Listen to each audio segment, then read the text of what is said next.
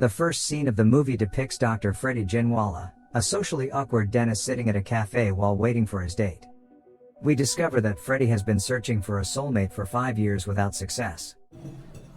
What, 5 years? Luckily for Freddy, the woman arrives, but he's so excited that he knocks over the glass of water on the table. Freddy gives the lady a beautiful bouquet, but while they talk, things get awkward after the woman catches Freddy acting so weirdly, staring at the necklace on her chest multiple times.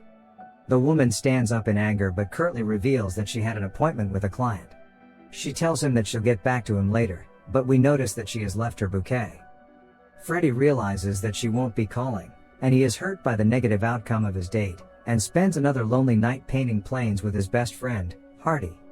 Freddy's grandaunt, Aunt Persis, calls to check up on him, and she's equally devastated to learn that he's depressed about the negative outcome of his date.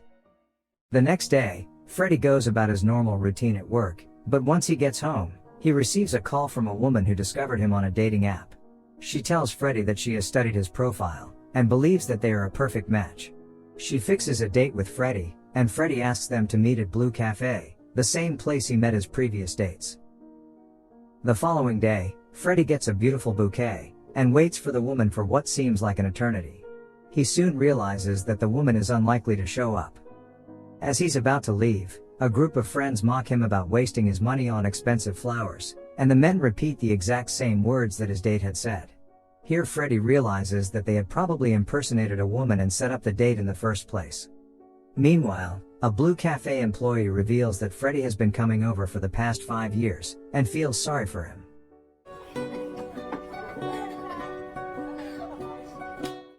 Later on, Freddy goes out on occasion with his Aunt Persis, and she pesters him about getting a girlfriend. Freddy informs her that he'll get one before she dies, but his aunt hurts his feelings after implying that he won't get one in the next 100 years. She then reveals that he has always been shy right from when he was little, and asks him to get out of his shell and speak to any of the pretty ladies around. Just then, his aunt notices a beautiful lady smiling their way, and asks Freddy if he knows her.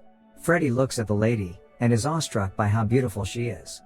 After some words of encouragement from his aunt, he walks over to her, but instead of instigating a normal conversation, he gets nervous and asks why she is staring at him. The lady implies that she had not been staring at him, and then her husband arrives. The husband assumes that his wife has been flirting with Freddy, and the drunk man attacks Freddy, threatening to kill Freddy if he ever approaches his wife again. Later that night, the beautiful woman haunts Freddy's dreams, and he is unable to get his mind off. He returns to work the following day and treats an old lady, before asking his assistant to send in the new client. Surprisingly, it turns out to be the woman of his dreams. The lady apologizes for her husband's ill treatment the previous day, and informs him that a friend has referred her to him.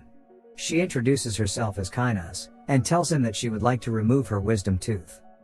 Freddy inspects her tooth, and he's beguiled by how beautiful she is. He then asks her to come back for the tooth extraction the following day. Before walking out, Kainaz notices a picture of Freddy's mother, who is a popular singer and cellist. She reveals that his mother had inspired her to play the cello, but she had stopped recently. As a result, Freddy becomes more enamored by her, and has vivid illusions of having a family with Kainaz. The next day, Kainaz arrives at the clinic, and Freddy sends off his assistant before starting the procedure of extracting her wisdom tooth. But before the anesthesia wears off, he hovers his face around Kainaz's face, and tells her that he loves her. Kainaz wakes up a few moments later, and Freddy tells her that the procedure is over and asks her to come back for a checkup the following day. He asks Kainaz if she has any allergies, and she tells him that she's allergic to dishwashing liquid, and certain ingredients, so she could never wash dishes without gloves.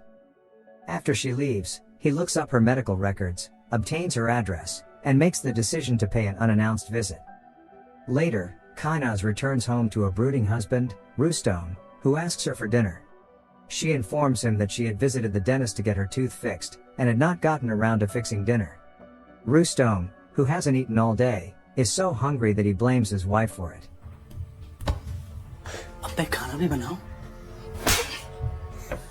Amid the unfolding events, Freddy is engaged in some unsettling behavior as he is observed lurking around Kainaz's residence. While hoping to catch a glimpse of Kainaz, Freddy witnesses Rustom assaulting her instead. Although he initially considers intervening, he quickly changes his mind, due to the difficulty of explaining his presence, and departs. That night, Freddy experiences a traumatic nightmare from his youth, recalling a tragic incident in which his father killed his mother and then himself. The following day, Kainaz misses her scheduled medical checkup, prompting Freddy to call her and encourage her to meet, so he can ensure her post-surgery healing is progressing well. Kainaz initially hesitates, but ultimately agrees. They meet at a nearby park, and Freddy notices fresh wounds on Kainaz's face.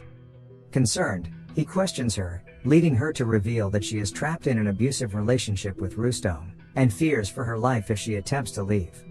Freddy decides to ask Kainaz out on a date, which prompts him to spruce up with new clothes and a haircut. The next day, he waits for Rustom to leave Kainaz's house before calling her to propose the date, which she accepts.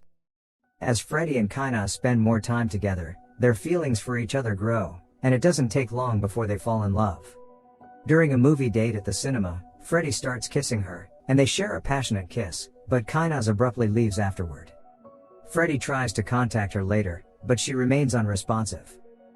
When he visits her, he discovers she has been beaten again by her husband. After offering comfort, he proposes marriage, but she reminds him she is already married, and confesses things might have been different if she were single. At home, Freddy tells his aunt that he has a beautiful girlfriend, and even mentions plans for marriage, conveniently omitting the fact that she is married. At this point, Freddy decides to confront Rustom. He meets Kainaz, and suggests an extreme solution, killing Rustom. Scared, Kainaz is initially resistant, but eventually gives in to Freddy's wishes. Freddy assures Kainaz that he will handle everything, and asks her to avoid contacting him for a week. He proceeds to acquire a gun and train himself in firearm use, all the while imagining himself getting married to Kainaz after he has finished off Rustom. Later that week, Freddy waits for Rustom outside his home, and follows him as he goes for a jog. He contemplates using the gun, but ultimately opts to hit Rustom with his car. He hesitates initially, but he is driven by his love for Kainaz.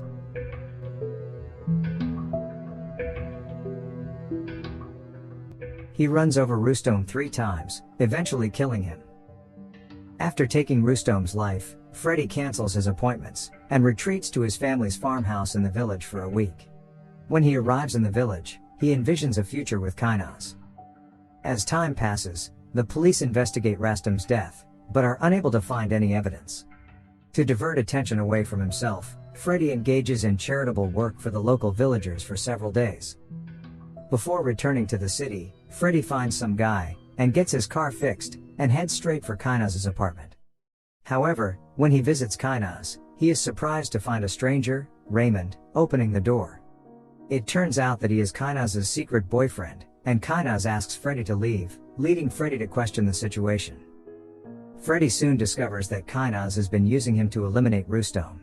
Kainaz threatens to inform the police that Freddy had stalked her, and killed Rustom out of jealousy, while showing him incriminating photos that she planned to use as evidence.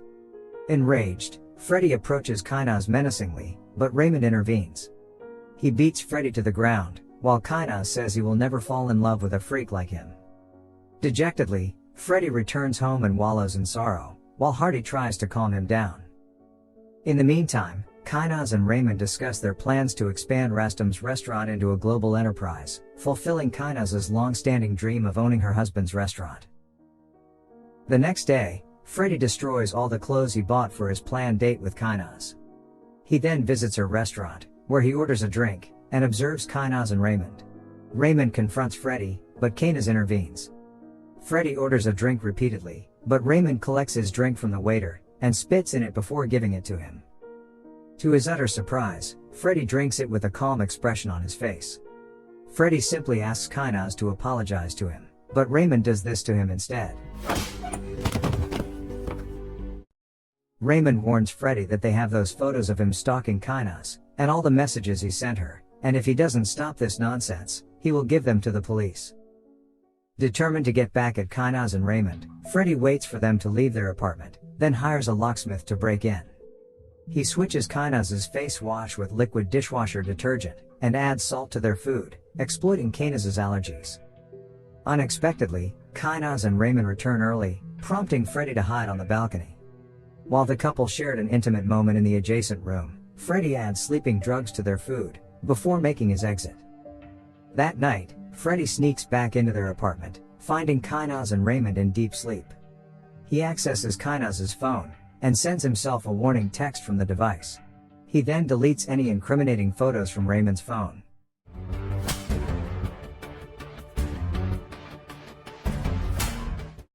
After taking out his anger, Freddy goes outside to tamper with Raymond's car by removing the brake fluid. Upon waking up, Kainaz notices her allergic reaction in the mirror and screams. As they rush to the hospital, their car's brakes fail, leading to a crash. Although they survive, Kainaz accuses Raymond of endangering her life. The following day, Kainaz learns that her restaurant has been ordered to close, due to a customer finding a lizard in their food and posting a negative review. While the couple is at the restaurant to discuss the issue, their private lives are harmed even more. Freddy has access to Raymond's Facebook account and released an intimate photograph of the couple for all to see. Frustrated by the series of unfortunate events, Kainaz suspects Freddy's involvement and, with Raymond, decides to confront him. Freddy opens the door to his house, and he seems already know that the couple will seek him. However, Raymond joins the confrontation in a brutal way.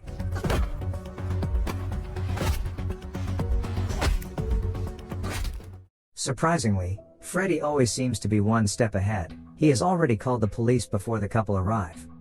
Kainaz manipulates the situation, telling the police that Freddy had stalked her and killed Rastam out of jealousy, yet she can't provide any evidence. Freddy deleted all incriminating photos, and one of the police officers can't believe the accusations, even mentioning how well-respected Dr. Freddy is in the area.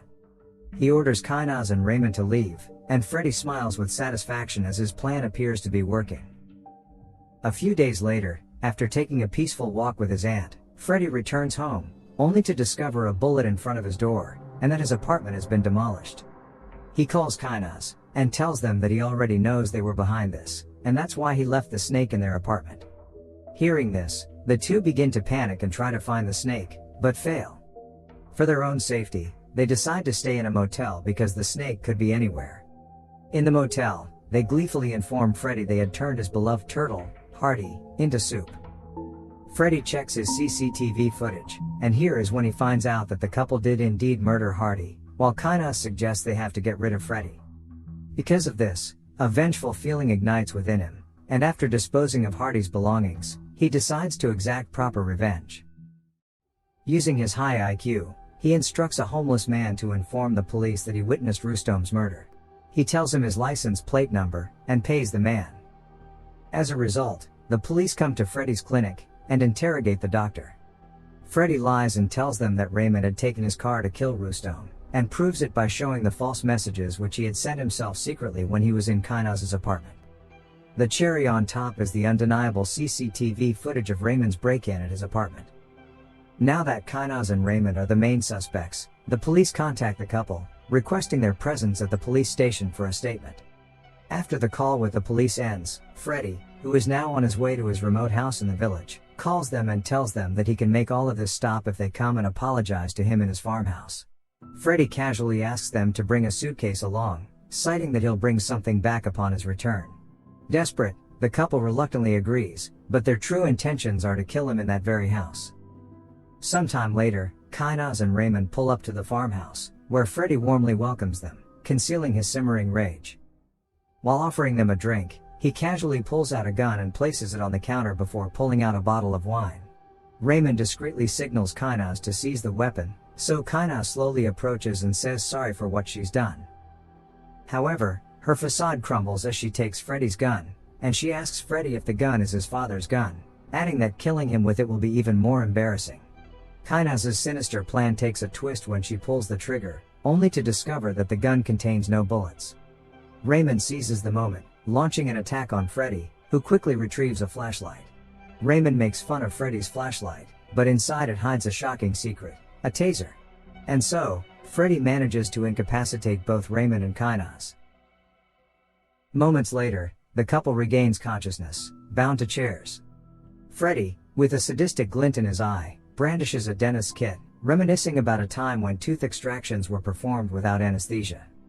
Meanwhile, the police set out to find the missing couple, prompted by their failure to appear at the station and a trail of evidence that suggests they might be on the run. CCTV footage from their apartment shows the couple leaving with a suitcase, which only added to the officer's suspicions. Back at the farmhouse, Freddy allows Kainas to speak. She says Raymond is the mastermind behind their actions, and revealing his responsibility for Hardy's demise. To check if Kainas was lying about everything, Freddy brings out his mother's cello, and challenges Kainas to play it, testing her claim of being inspired by his mother's musical talents.